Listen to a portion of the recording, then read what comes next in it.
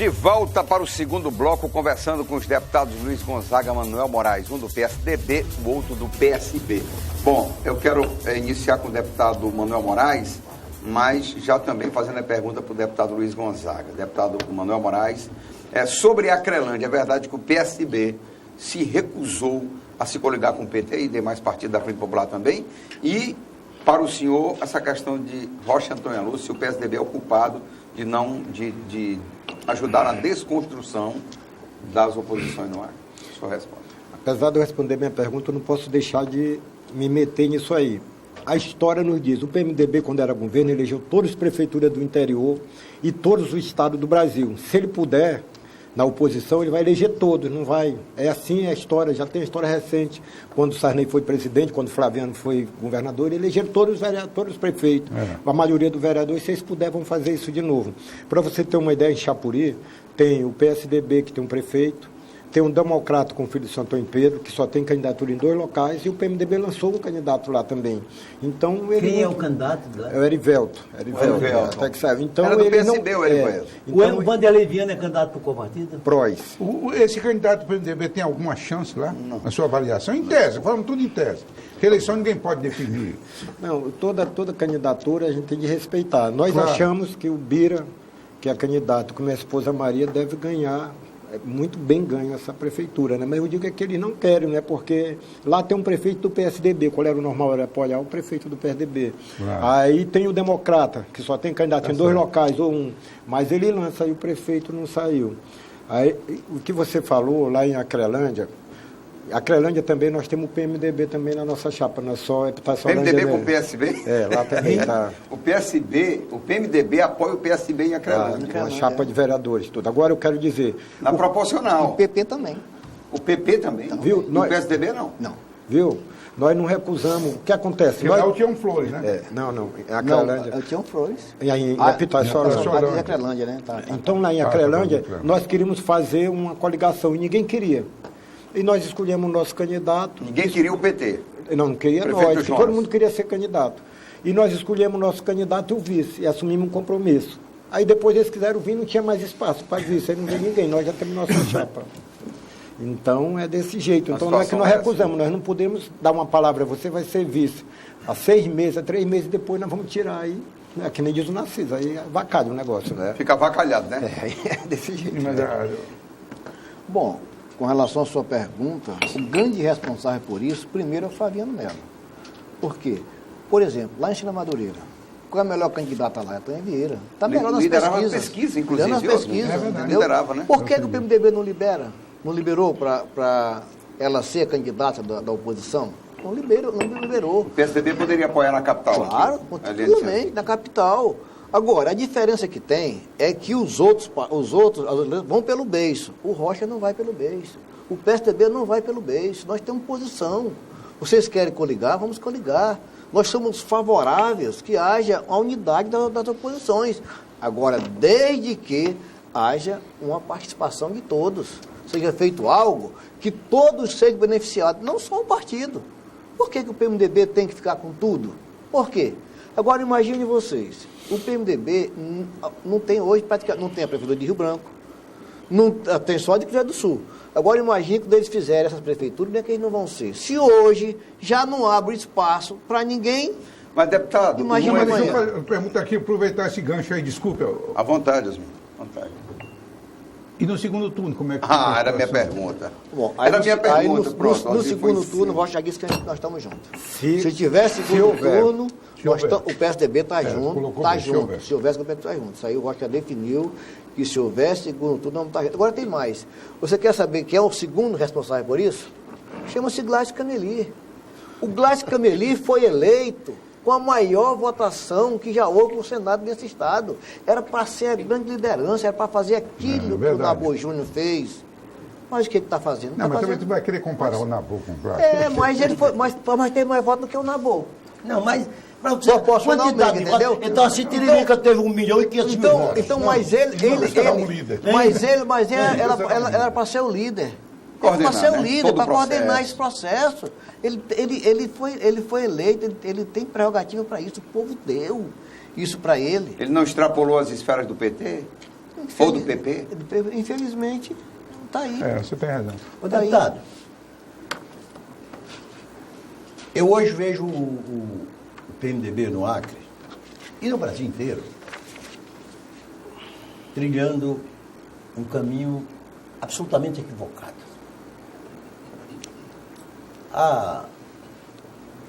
O afastamento da presidente Dilma e a assunção do Michel Temer parece que criou no imaginário dos PMDBistas que o Temer vai influenciar na eleição do candidato a prefeito do Estado, que isso é um equívoco. Narciso. Um brutal equívoco.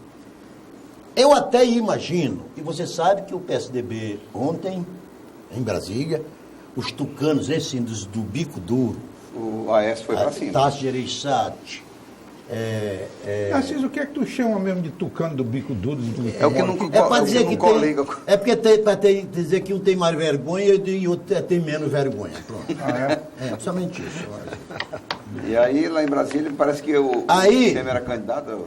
Aí, de repente, eu não sei como é que um político dizendo-se experimentado lança a candidatura precoce de Michel Temer, candidato a presidente da República. O Rodrigo Maia, presidente da Câmara. Em 2018. Está muito mal entregue. Quando foi ontem, os tucanos, Tasso Gereissati, Aloysio Ferreira Nunes, Aécio Neves, Antônio Anastasia, reuniram-se com o presidente da República e já botaram o pé no bucho dele.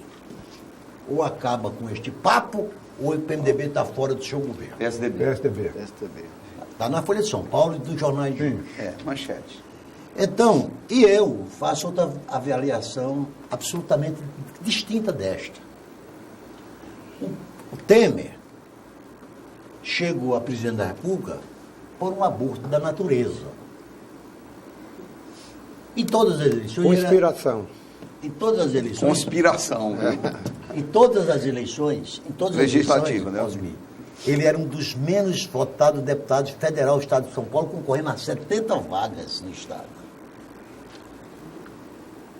O Temer, mas chegou ao governo, está aí ele, acho que o impeachment está consumado, não tem volta, não pelos valores pessoais e políticos dele, mas pelo ódio que se criou da antecessora, diga-se isso, uma pesquisa... Pela inabilidade dela, absoluta inabilidade. Ontem uma pesquisa trouxe que o Temer continua com 13% de aceitação popular e Dilma ainda continua com os mesmos 13%, para você ver como é. Ruim.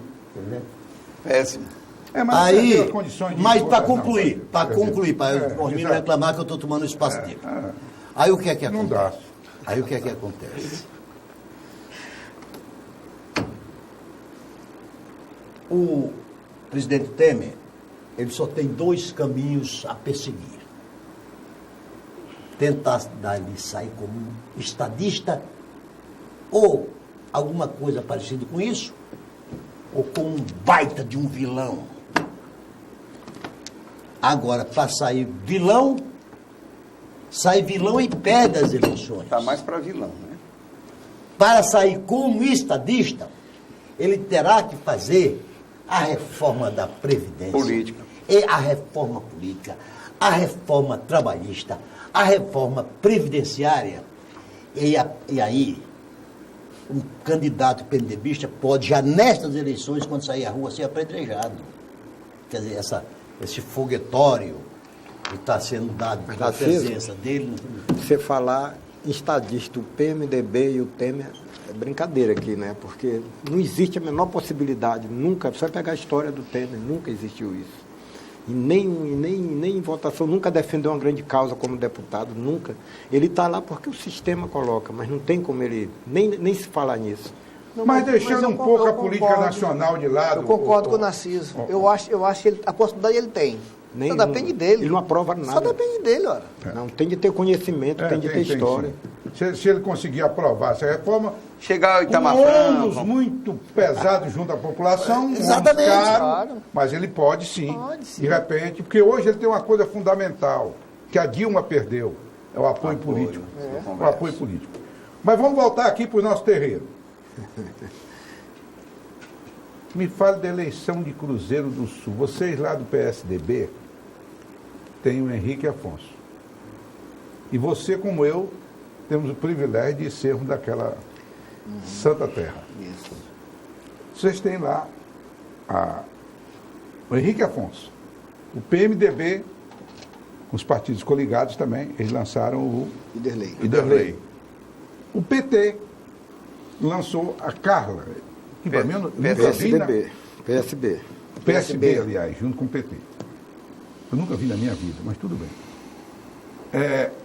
E qual é o outro candidato que terá? Tem mais algum? Só três. Só três? Mas o problema é de geração, né, Osmir? Você tem idade, talvez, ser avô dela. Qual é a... Não é porque ela é recém-chegada. Qual é a avaliação que você faz da eleição de Cruzeiro? Olha, eu acho que o Henrique tem muito como crescer ali no Rio Grande do Sul. Primeiro, que o Henrique tem uma história. Quem foi que fez o projeto para a Universidade da Floresta, que hoje está funcionando em Cruzeiro do Sul? Quem foi que lutou para que ela estivesse lá foi Henrique Afonso. A Universidade da Floresta hoje tem alunos que se formaram lá que são professores. Tem alunos que se formaram lá que hoje estão fazendo mestrado. Isso foi um trabalho do Henrique Afonso. O CAPES, quem foi que levou o CAPES para o Rio Grande do Sul? Também foi Henrique Afonso que levou. As pessoas viram procurando ele, que tinha um problema, não tinham solução, ele levou o CAPES para lá. Ainda recentemente foi inaugurado lá o CRAS, que também foi um projeto dele. Então, o Henrique Afonso ele tem uma história. Ele tem um trabalho dentro do município de Cruzeiro do Sul, que os demais não têm. Mas o Iderlei tem um Wagner.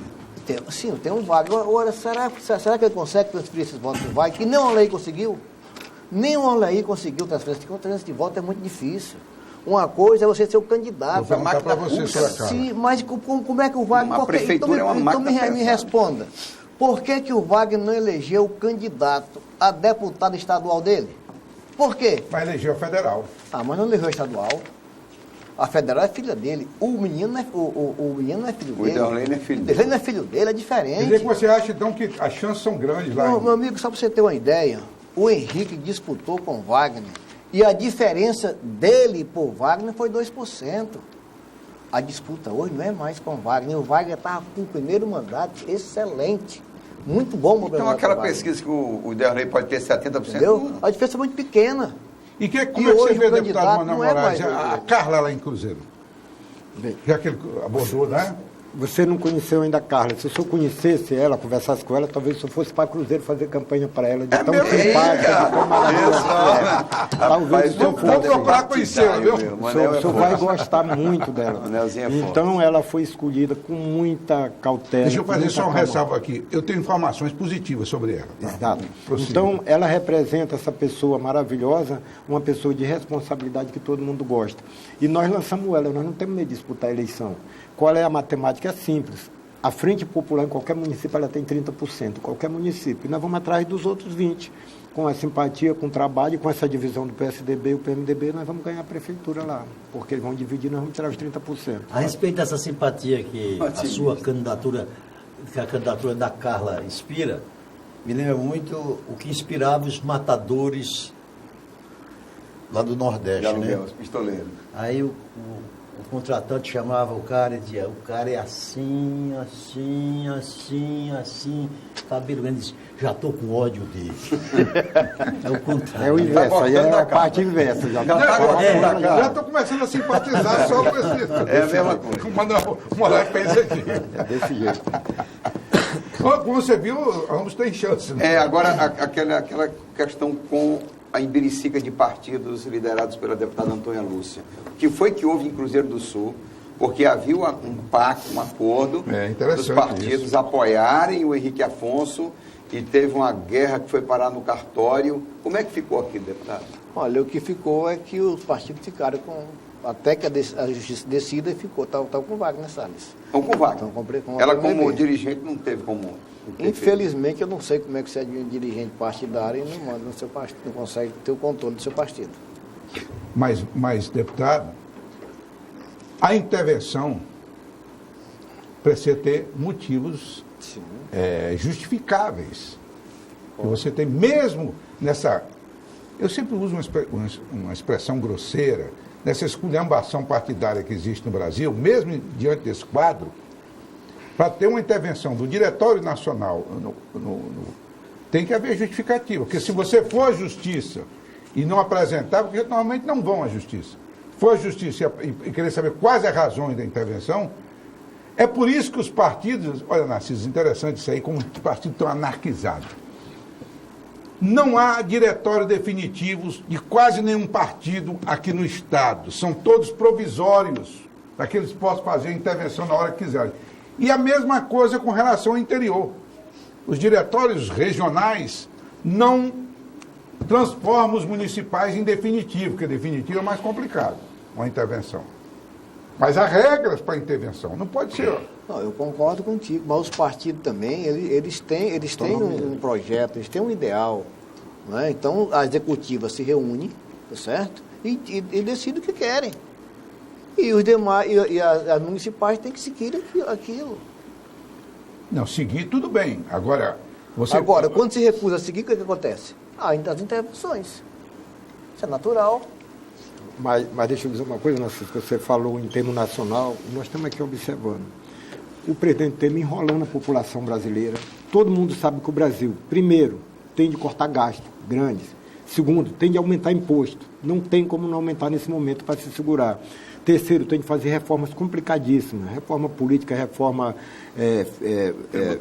previdenciária, financeira. Trabalhista. E ele não está fazendo nada. E quando passar a eleição, ele vai ter de fazer isso. Ele não está fazendo porque está enrolando o povo brasileiro. Não, mas quando passar a eleição dele. Não, essa agora. O Brasil não aguenta 2 anos. Não, eu estou dizendo quando passar a eleição dele agora. O julgamento do impeachment. O Narciso tem razão. Ele não vai esperar a eleição municipal, não. Ele não está preocupado com isso. Não, porque não aguenta o Brasil e fica conversando. Concordo com você, está corretíssimo. Juros, E tem um detalhe, eu não concordo com a questão de que tem que aumentar os impostos. Eu acho que tem que utilizar bem os recursos públicos. Claro. De recurso tem demais. Deputado, agora, se esses recursos forem bem utilizados, a maior carga tributária da maioria não é a nossa. Deputado, planejamento. Deputado, adeque o seu discurso. Eu concordo que a maximização do recurso é importante. Este país não pode mais aumentar imposto, porque o Brasil já paga a maior carga tributária do mundo. O país não pode continuar se endividando, porque já está com uma dívida, cuja relação dívida-PIB já vai chegar a 90%, então não pode mais se endividar. E não pode mais emitir moeda, porque a inflação responde. O que esse Brasil tem que cortar, e alguém vai ter coragem de fazer, é de acabar com a gastança. Este país, o déficit da Previdência Social deste ano será de 170 bilhões de reais. O FIES vai custar esse ano 18 bilhões de reais. Do já contratado, né? Do já contratado. Então, vai ter que ter o presidente vai ter que ter a coragem de dizer, o FIES só tem metade das vagas. Agora, claro, os alunos, para se habilitarem ao FIES, tem que ter respaldo acadêmico, culto, para poder participar. Porque o que é que esse FIES está fazendo hoje no Brasil? Formando uma nova classe, a de doutores semi-analfabetos. É isso que está fazendo. Mas Narciso, só para dar razão em seguida, só rapidamente comentário. A questão nacional não é diferente de uma questão de um pai de família. Não é. Não é diferente. Se o sujeito ganha X, um cidadão ganha X, ele não pode gastar 2X sob pena dele comprometer o seu futuro e o futuro da sua própria família. Não adianta. Só que se houver tempo é o seguinte, isso quando está normal, mas só que ela já está endividada a família, ela tem de tomar atitude, se ela já está até o pescoço, aí ela vai ter de cortar gasto, ela vai ter de tomar emprestado, ela vai. E hoje, quando ele fala em despesa do FIES, a dívida interna, ela sobe, o que o FIES já sobe por mês, aumenta a média de 3%, enquanto a inflação é 1%. Então, ela aumenta aí a média de 100 bilhões, está entendendo? Por mês. Então, nós temos de cuidar onde está dando problema. O problema não está no FIES, na Bolsa Família. Deixado pela dona Dilma, tá? Não, isso já vem quando o Fernando Henrique saiu, a dívida do Brasil era 1 bilhão e 500 milhões. 1 trilhão e 500 bilhões. Nosso endividamento. Não era tudo isso. Se quiser sair responsabilizando, vamos responsabilizar Dom Pedro I, tá? Dom Pedro não, Pedro Alves Cabral. Pedro Alves Cabral. Mas ela cresceu muito Antes de cobrar do Pedro Alves Cabral, nós vamos ter que ir para o intervalo. Agora, no terceiro bloco, nós vamos falar aqui do financiamento de campanha com os deputados do PSDB e do PSB. Como de onde eles vão tirar dinheiro para suas candidaturas majoritárias e proporcionais. Depois do intervalo.